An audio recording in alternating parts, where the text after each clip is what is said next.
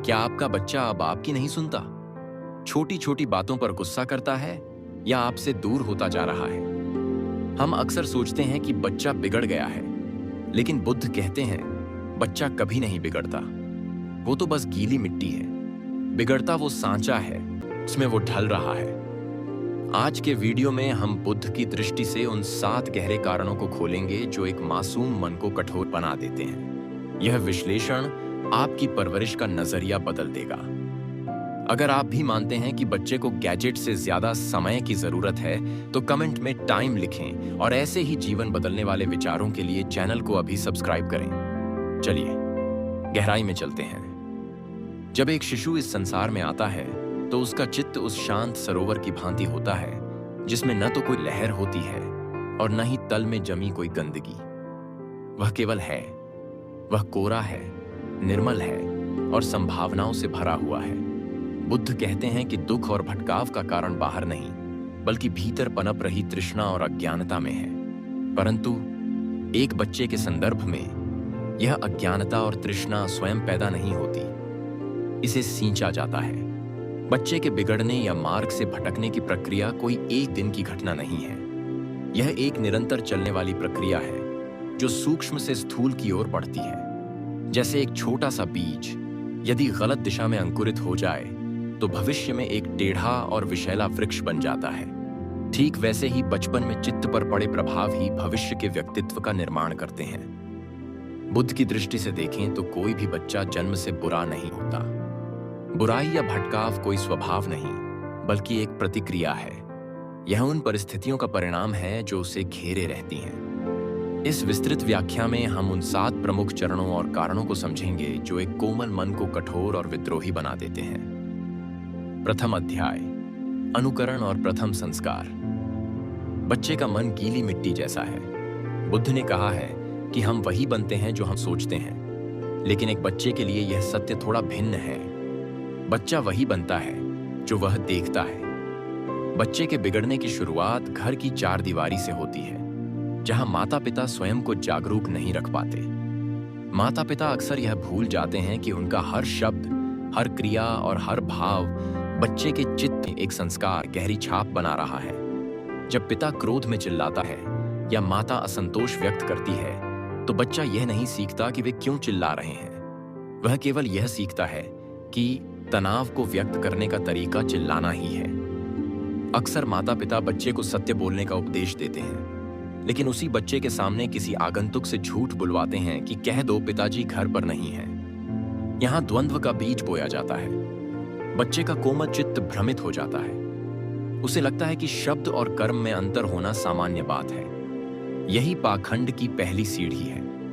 बुद्ध ने सम्यक कर्म और सम्यक वाक पर जोर दिया है। जब घर में इनका अभाव होता है तो बच्चे के भीतर का नैतिक कंपास, मॉरल कंपास हिल जाता है।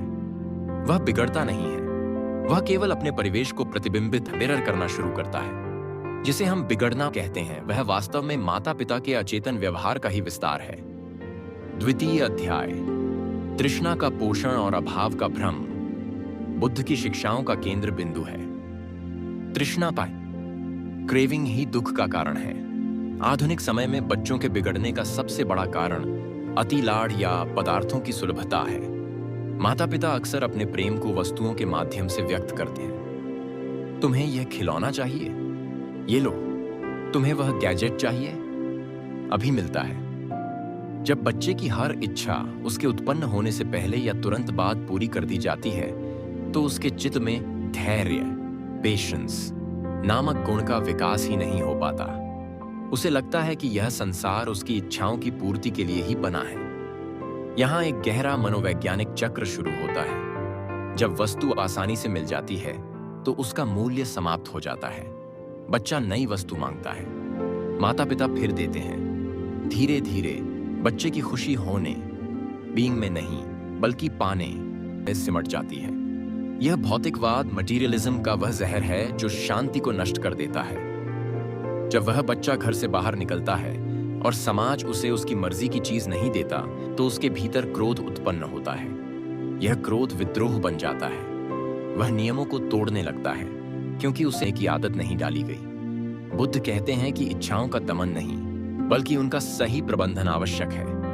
लेकिन जब बचपन से ही इच्छाओं को ईंधन दिया जाए तो वे आग बन जाती हैं। यह आग बच्चे के विवेक को जला देती है। तृतीय अध्याय, ध्यान का अभाव और अकेलापन। विडंबना यह है कि आज के युग में बच्चों के पास सुख सुविधाएं तो बहुत हैं, लेकिन उपस्थिति, प्रेजेंस, बुद्ध ने सत्ती, माइंडफुलनेस, जागरूकता को परम मित्र बताया है। पारिवारिक जीवन में इस जागरूकता का अर्थ है एक दूसरे के प्रति पूर्ण रूप से उपस्थित रहना। जब माता पिता अपनी दुनिया में व्यस्त होते हैं, चाहे वह काम हो, मोबाइल हो या सामाजिक जीवन, तो बच्चा स्वयं को उपेक्षित महसूस करता है। बच्चे का चित्त ध्यान, टेंशन का भूखा होता है। यह एक बुनियादी मानवीय आवश्यकता है। जब उसे यह ध्यान सकारात्मक रूप से नहीं मिलता, तो वह इसे नकारात्मक रूप से पाने की कोशिश करता है। मनोविज्ञान और बुद्ध का दर्शन यहाँ एक ही बात कहते हैं। उपेक्षित ऊर्जा विनाशकारी हो जाती है। बच्चा सोचता है, जब मैं अच्छा काम करता हूं तो कोई मुझे नहीं देखता, लेकिन जब मैं ग्लास तोड़ता हूं या चिल्लाता हूं तो सबका ध्यान मेरी ओर आता है। बस यहीं से नकारात्मक व्यवहार को सुदृढ़ीकरण, रीइंफोर्समेंट मिलता है। वह जानबूझकर ऐसे काम करने लगता है जो समाज की नजर में बिगड़ना है, लेकिन उसके लिए वह केवल दिखाई देने का एक प्रयास है। यह अकेलापन उसे बाहर की दुनिया में स्वीकृति खोजने के लिए धकेलता है। वह ऐसे मित्रों की संगत में जाता है जो उसे महत्व देते हैं, भले ही वह संगत गलत क्यों ना हो। कुसंगति, बैड कंपनी का द्वार घर के अंदर के अकेलेपन से खुलता है। चतुर्थ अध्याय, तुलना का विष। शिक्षा और समाज का ढांचा तुलना पर आधारित हो गया है। देखो, शर्मा जी का बेटा कितने नंबर लाया, तुम्हारे चचेरे भाई को देखो। बुद्ध ने कहा है कि हर व्यक्ति, हर चित्तधारा अपने आप में अद्वितीय है और अपनी गति से विकसित हो रहा है। जब माता पिता या शिक्षक बच्चे की तुलना किसी और से करते हैं, तो वे अनजाने में बच्चे के भीतर ईर्ष्या और हीन भावना, इंफीरियॉरिटी कॉम्प्लेक्स के बीज बो रहे होते हैं। बच्चा अपनी मौलिकता को खोने लगता है। वह नहीं बनना चाहता जो वह है, बल्कि वह कुछ और बनने का अभिनय करने लगता है। यह दबाव असहनीय हो जाता है। इस दबाव से बचने के लिए बच्चा झूठ बोलना शुरू करता है। वह अपनी असफलताओं को छिपाने लगता है। वह नशीले पदार्थों या डिजिटल दुनिया, गेमिंग, सोशल मीडिया में शरण लेता है, जहां उसे जज नहीं किया जाता। जिसे हम बिगड़ना कहते हैं, वह वास्तव में उस बच्चे का पलायन, एस्केपिज्म, उस वास्तविकता से भागना जहां उसे लगातार कमतर आंका जा रहा है। तुलना प्रेम की हत्या कर देती है। जहां प्रेम नहीं होता, वहां विद्रोह पनपता है। बच्चा अपने माता पिता को शत्रु या जेलर समझने लगता है। उसके मन में यह धारणा बन जाती है कि मुझे प्रेम तभी मिलेगा जब मैं कुछ हासिल करूंगा। मैं जैसा हूं वैसा स्वीकार्य नहीं हूं। यह अस्वीकृति का भाव उसे क्रूर बना देता है। पंचम अध्याय, डिजिटल माया और चित्त का विखंडन। आज के युग में बुद्ध के समय की माया का एक नया रूप है, डिजिटल स्क्रीन। यह चित्त को विक्षिप्त करने का सबसे बड़ा यंत्र बन गया है। बुद्ध ने एकाग्रता और ध्यान को ज्ञान का द्वार बताया था, लेकिन रील, शॉर्ट्स और वीडियो गेम्स बच्चे की एकाग्रता को टुकड़े टुकड़े कर रहे हैं। लगातार स्क्रीन देखने से बच्चे के मस्तिष्क में डोपामाइन का प्रवाह कृत्रिम रूप से होता है। उसे तुरंत मजा, इंस्टेंट ग्रेटिफिकेशन चाहिए। जीवन की वास्तविक समस्याएं जैसे पढ़ाई, खेल या रिश्ते उसे बोरिंग लगने लगती हैं, क्योंकि उनमें तुरंत मजा नहीं है। उसका चित्त चंचल हो जाता है, उसमें ठहराव समाप्त हो जाता है। जब ठहराव नहीं होता तो विवेक कार्य नहीं करता। वह बिना सोचे समझे आवेग, इंपल्स में कार्य करता है। हिंसक वीडियो गेम्स और अनुचित सामग्री उसके अवचेतन मन, सबकॉन्शियस माइंड में हिंसा और कामुकता के बीज बो देते हैं। वह वास्तविकता और आभासी दुनिया का अंतर भूलने लगता है। यह चित्त का प्रदूषण है जो उसके व्यवहार में अभद्रता, चिड़चिड़ापन और बड़ों के प्रति अनादर के रूप में प्रकट होता है। षष्ठ अध्याय, संवेदना, कंपैशन का लोभ।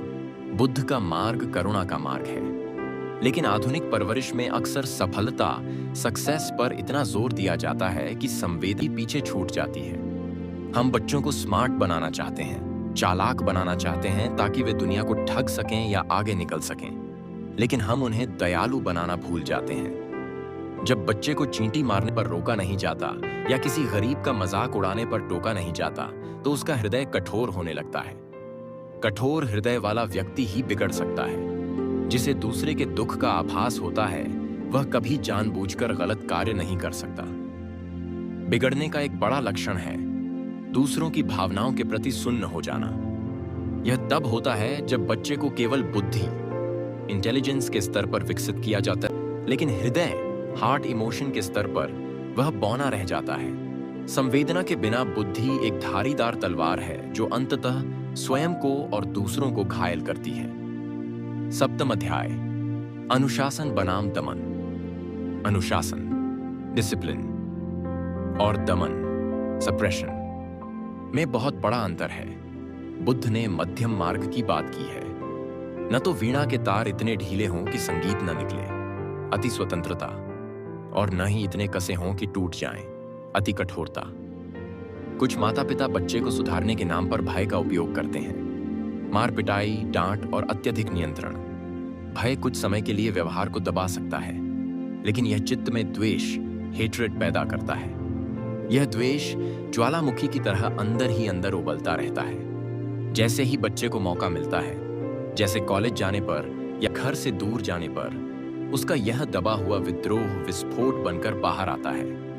वह हर उस नियम को तोड़ना चाहता है जो उस पर थोपा गया था। दूसरी ओर, जहां कोई नियम ही नहीं होते, वहां बच्चा दिशाहीन हो जाता है। उसे पता ही नहीं चलता कि सीमाएं, बाउंड्रीज क्या हैं।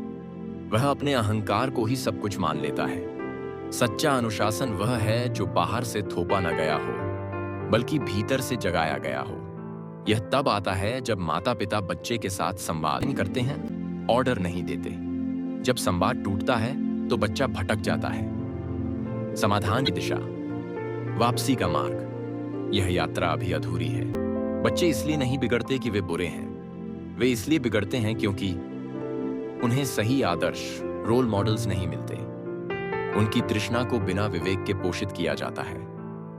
उन्हें समय और वास्तविक प्रेम के बजाय वस्तुएं दी जाती हैं। उनकी तुलना करके उनके स्वाभिमान को चोट पहुंचाई जाती है।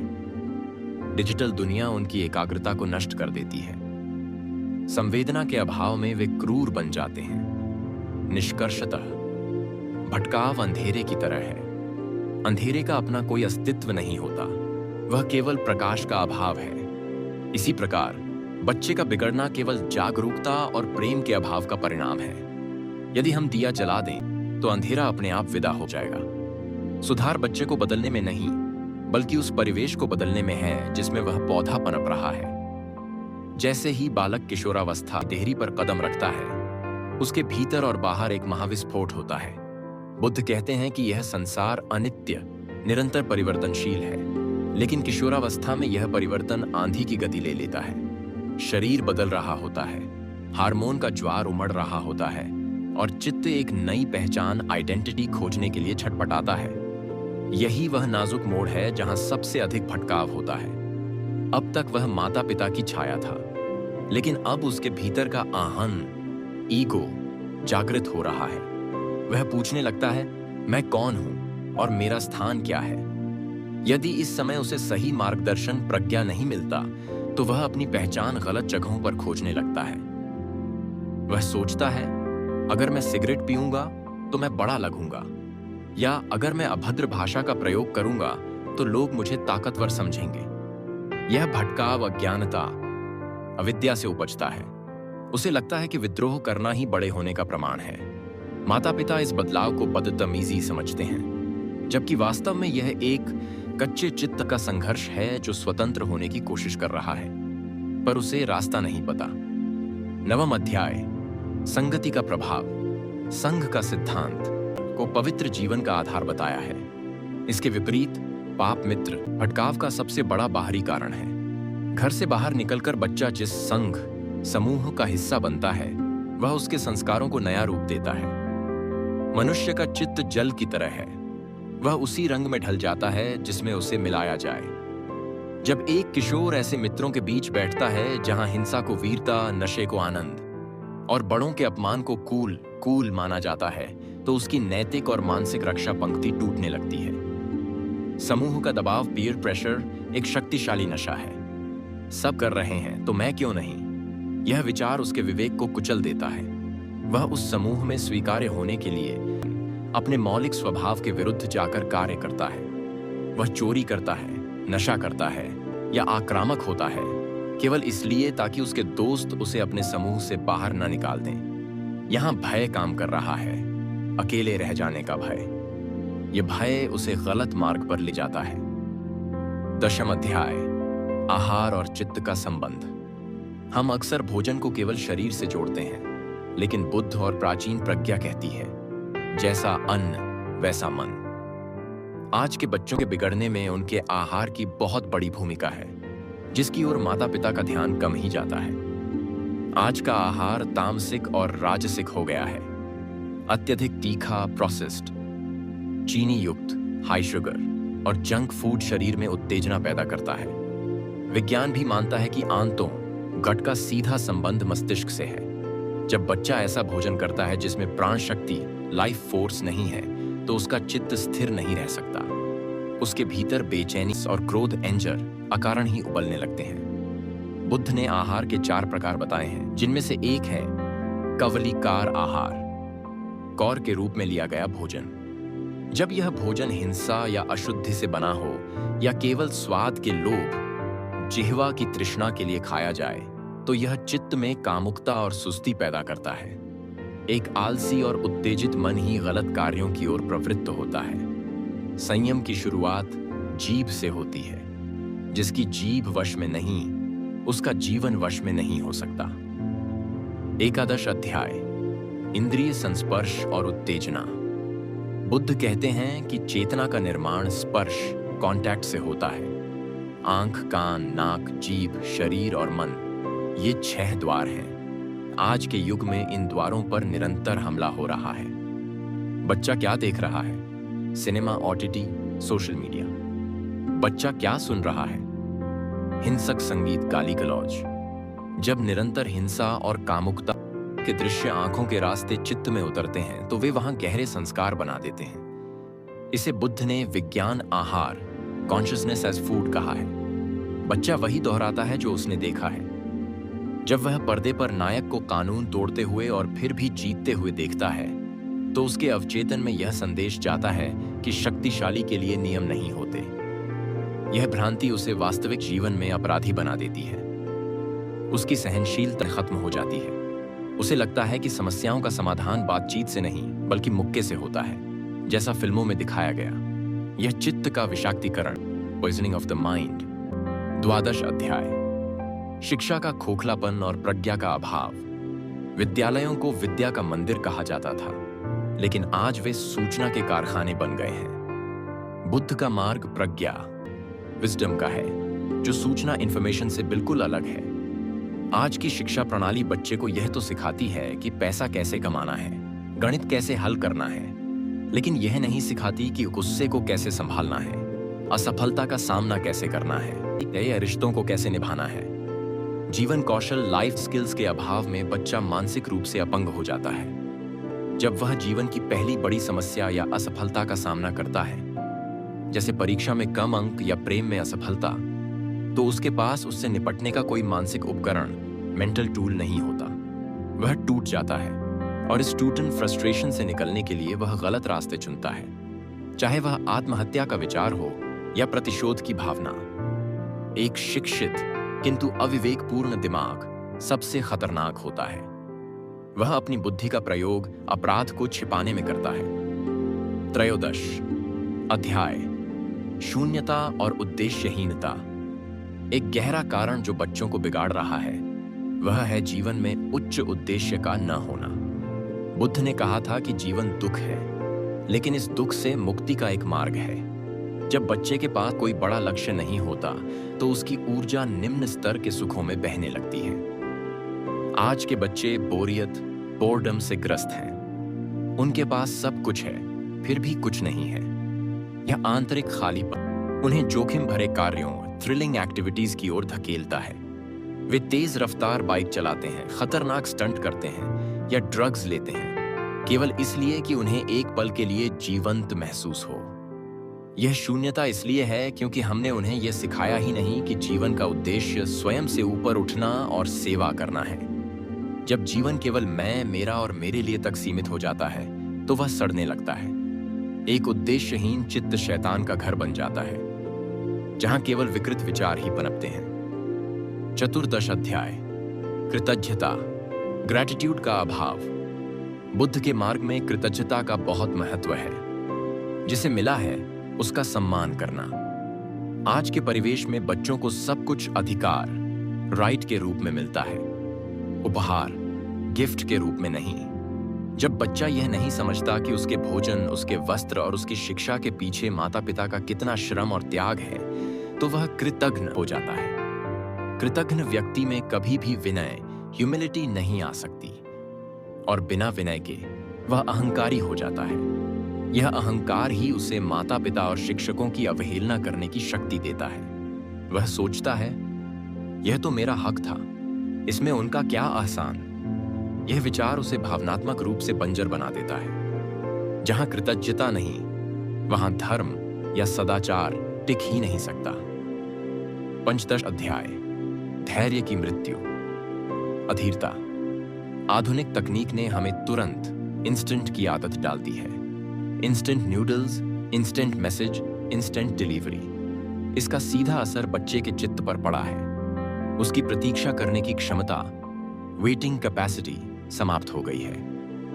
लेकिन जीवन इंस्टेंट नहीं है। सफलता समय मांगती है, रिश्ते समय मांगते हैं। जब वास्तविक जीवन में उसे अपनी इच्छा पूरी करने के लिए प्रतीक्षा करनी पड़ती है, तो वह इसे सहन नहीं कर पाता। वह शॉर्टकट ढूंढता है। पैसा कमाने के लिए शॉर्टकट, जुआ, ठगी। पास होने के लिए शॉर्टकट, सख्ती, नकल। बिगड़ने का अर्थ है सही और लंबे रास्ते को छोड़कर गलत और छोटे रास्ते को चुनना। यह चुनाव उसकी अधीरता करवाती है। बुद्ध कहते हैं कि शांति परम सुख है और शांति बिना धैर्य के संभव नहीं। आज का बच्चा अशांत है, इसलिए वह विक्षिप्त है। द्वितीय भाग का सारांश।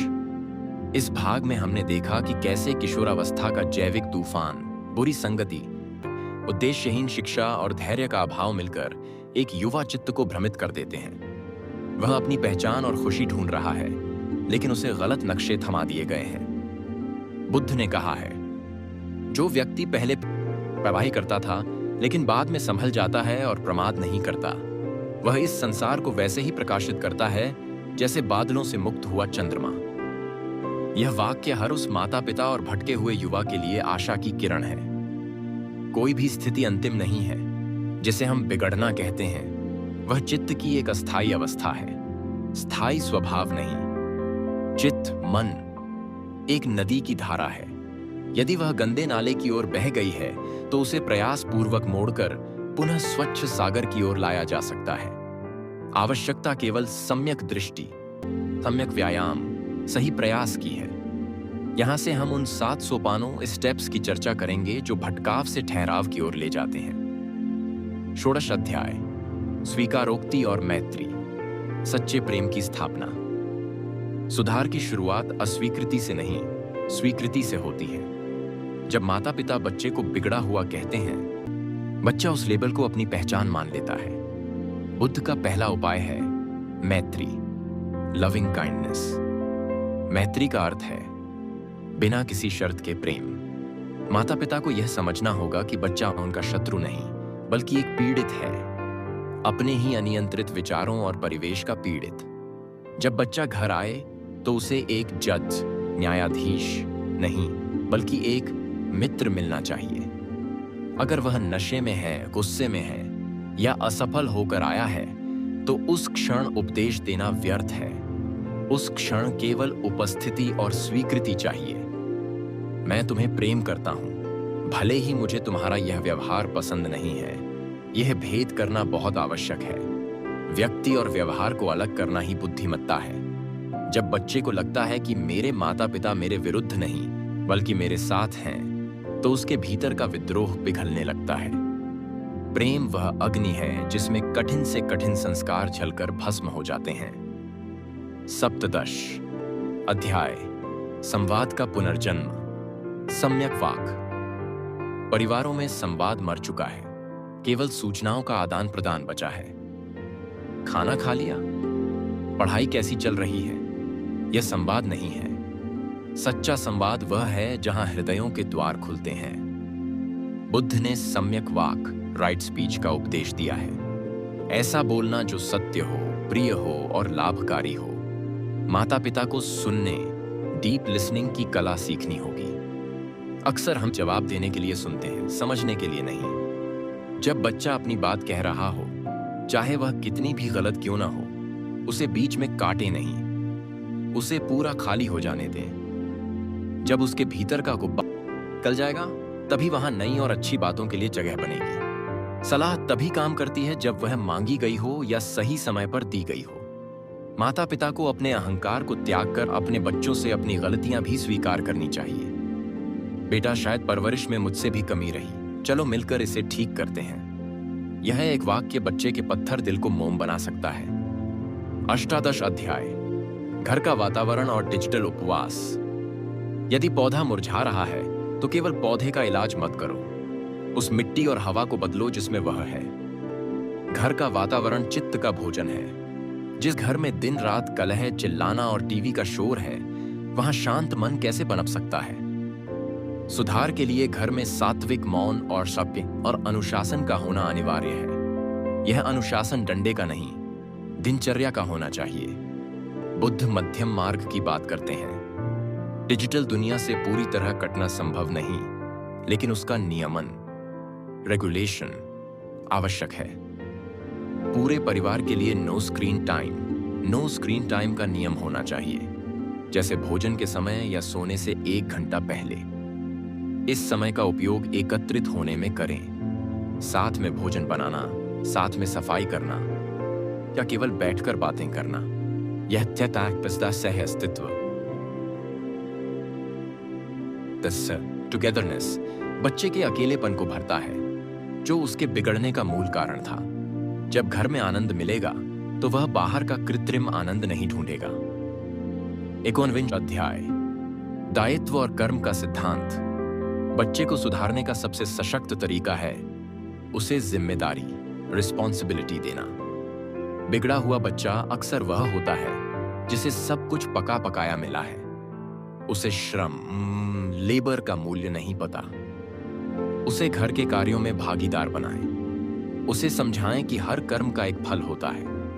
बुद्ध का कर्म सिद्धांत भयभीत करने के लिए नहीं, बल्कि सशक्त बनाने के लिए है। यदि तुम नहीं पढ़ोगे तो भविष्य में कष्ट होगा, यह भय दिखाना है। इसके बजाय उसे छोटे छोटे कार्यों के परिणाम स्वयं अनुभव करने दें। जब वह अपने पसीने की कमाई ही वह पॉकेट मनी के लिए किया गया घर का काम हो से कुछ खरीदता है, तो वह उसका आदर करता है कि भावना जगाना, अनाथालय जाना, जानवरों को खाना खिलाना उसके कठोर हृदय को कोमल बनाता है। जब वह दूसरों का दुख देखता है तो उसका अपना अहंकार छोटा हो जाता है। करुणा ही अहंकार की औषधि है।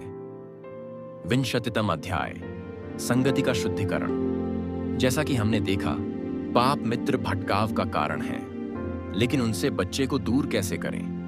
जबरदस्ती करने पर वह और विद्रोह करेगा।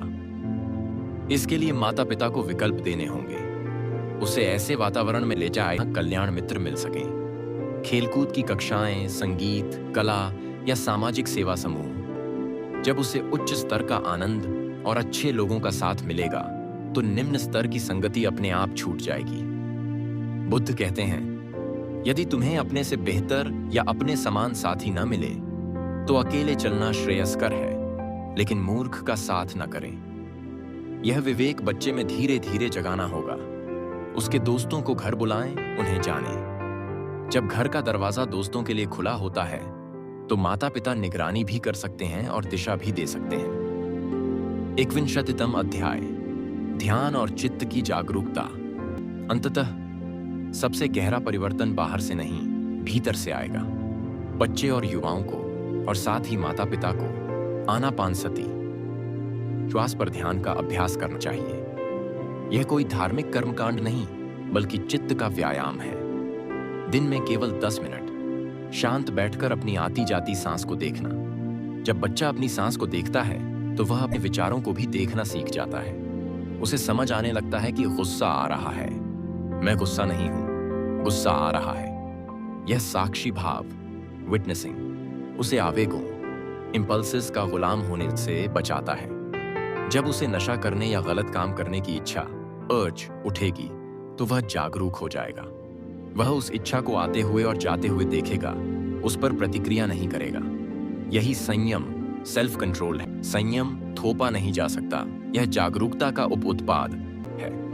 द्वाविंशतितम अध्याय, माता पिता का आचरण, रोल मॉडल। बच्चे उपदेश नहीं सुनते, वे आचरण देखते हैं। यदि पिता स्वयं झूठ बोलता है तो वह पुत्र को सत्यवादी नहीं बना सकता।